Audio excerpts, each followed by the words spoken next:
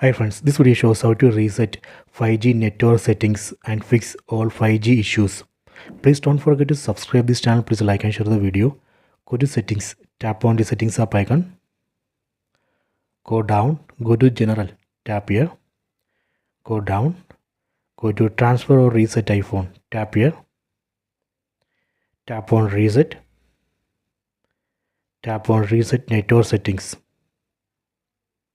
Enter screen lock password. Then tap on reset network settings. This reset operation is safe. It will not delete any data from your phone. It will not delete your photos, videos, contacts, apps, anything. It just reset only the network settings, including 5G network settings. That's all. Let me tap on this reset network settings. Please wait.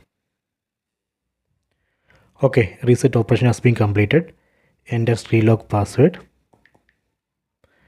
After this reset operation, we can check 5G. 5G should work. So this way we can reset 5G network settings and fix all 5G issues. I hope you have enjoyed this video. Please subscribe this channel. Please like and share the video.